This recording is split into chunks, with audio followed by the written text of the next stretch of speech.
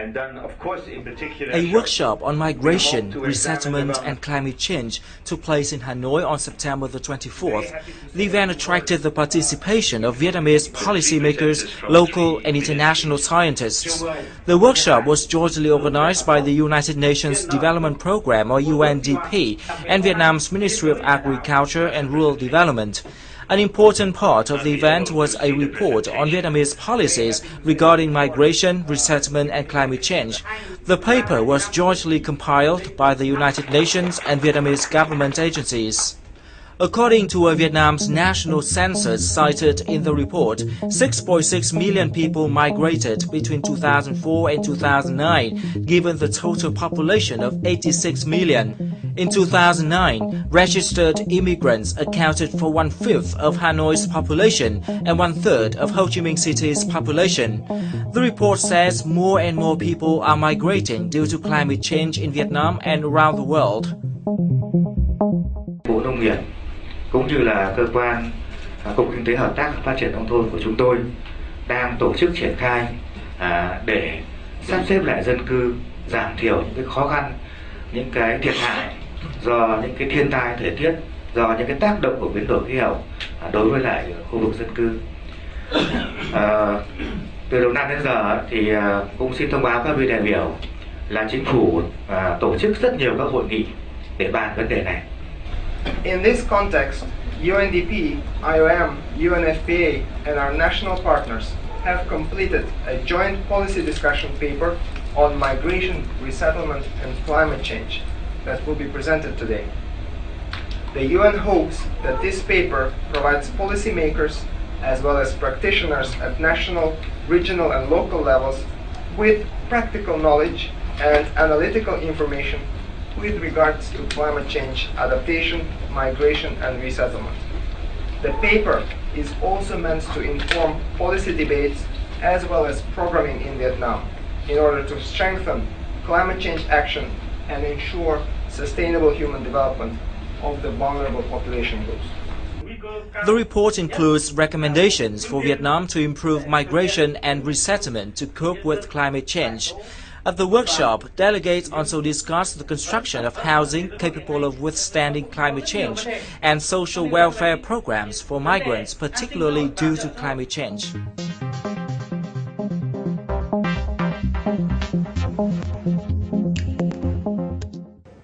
Hello and welcome to Sharing Vietnam. Vietnam is said to be one of the countries suffering the most from climate change in the world.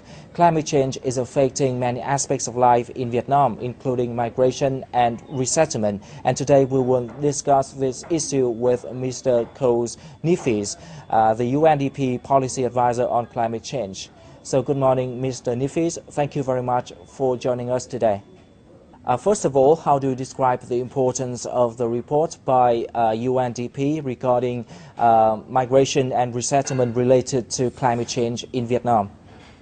We already saw that the government is responding with resettlement programs for housing, also for agriculture, because of many reasons, not only climate related, also because of the construction of dams. So there's a huge experience. But what our research finds, and what we have just heard from government analysts this morning also, is nothing is perfect. A lot of the resettlement programs can improve.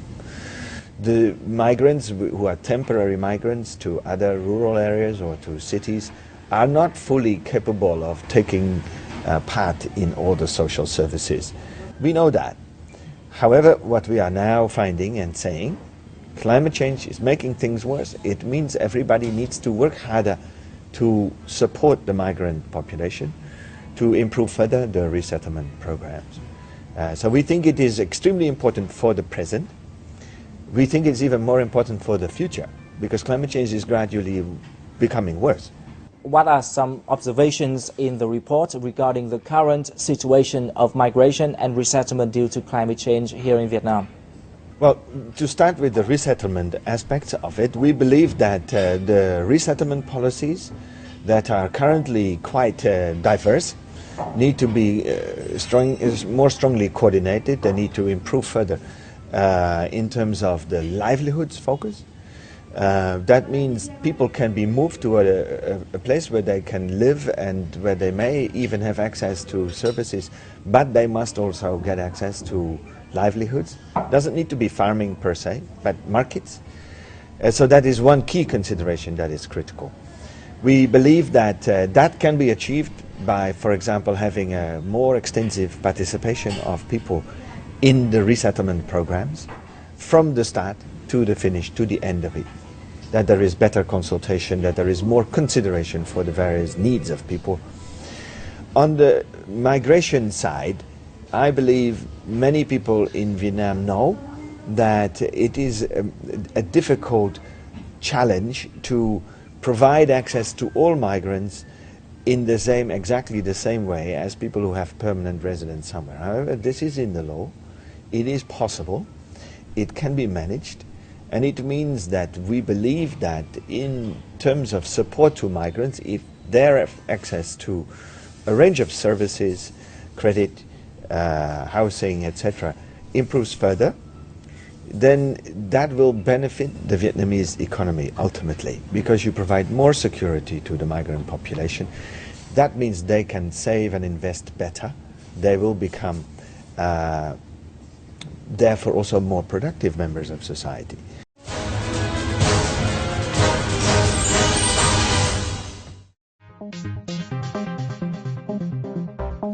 Since 2009, UNDP has funded a project to improve the national capacity in coping with climate change in Vietnam, easing the impacts and controlling the emission of greenhouse gases. The project is jointly implemented by Vietnam's Ministry of Natural Resources and Environment, together with the Ministry of Agriculture and Rural Development, with a budget of more than $4.6 million. Many activities have taken place within the project, such as supporting the development of Vietnam's national strategy, national target program, and national action plan for climate change, while improving scientific research capacity. In addition, 300 communication seminars have been organized as part of the project, with a total attendance of more than 3,000. UNDP has pledged to further fund the project until 2017 with capital of some $5 million. Recognizing that climate change affects lives and livelihoods of communities in many different ways, we stand ready to provide further support to Vietnam in priority adaptation issues, including in formulating policy and programmatic choices related to migration and resettlement.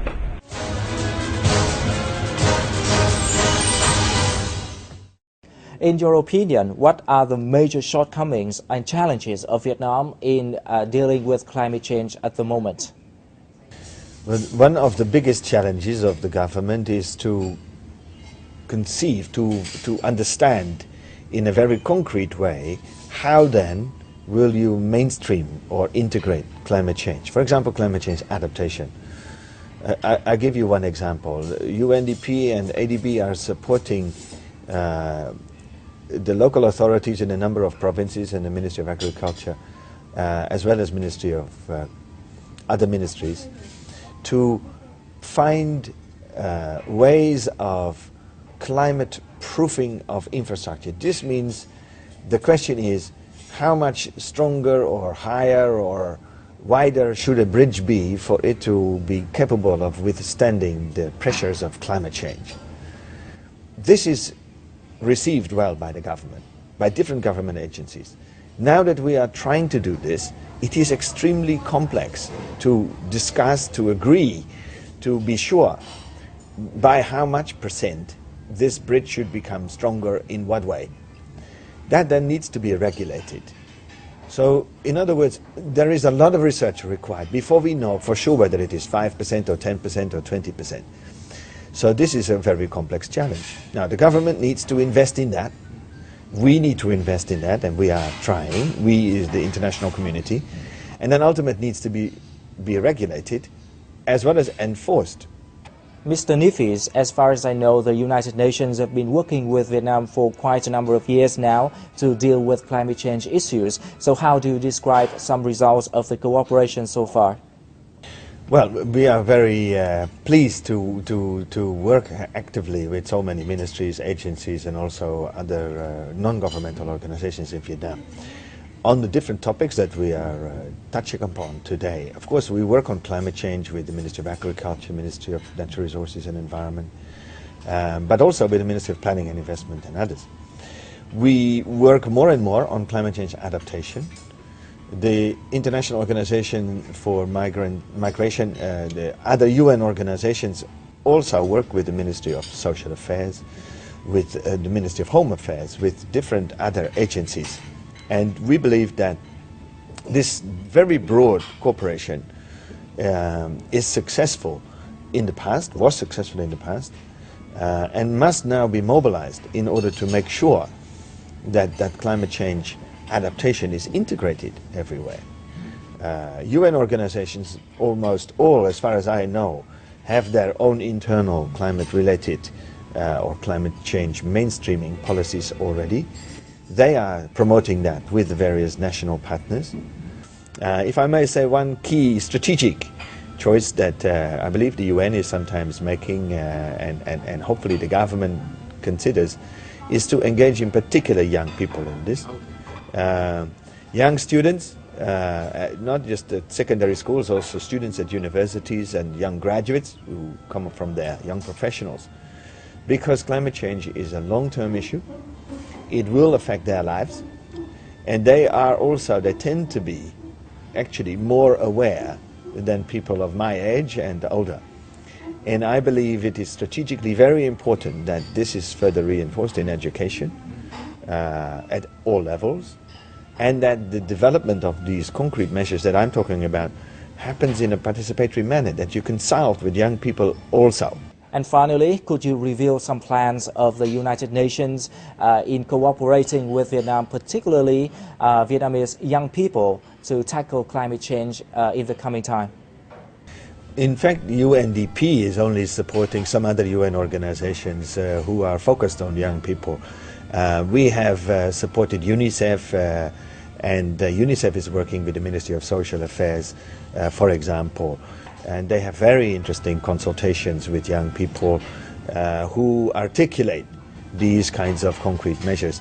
Young people are particularly good at raising awareness, not of themselves, but of the whole of society. They are also good in innovating, in bringing up new ideas about how do you reduce greenhouse gases. For example, how do you reduce consumption of fossil fuels, of plastic, and so on and so forth. All of that is extremely important. UNDP is not a youth or young people focused organization. It is the UN who does that in a broader way. UNESCO and other UN organizations also work with young people. We have engaged young people in international climate policy also, so the international negotiations. Because it's Vietnam that must act, it is also Vietnam that must act as part of the global community. And the global community can help Vietnam to act locally. Mr. NEEFIES, thank you very much for joining us today and sharing valuable information. You're most welcome. Well, that's all for our Sharing Vietnam for today. Hopefully, with the active support of the United Nations and other foreign partners, Vietnam will come up with better measures and policy implementation to tackle climate change issues in the future. Thank you for watching and see you again next time.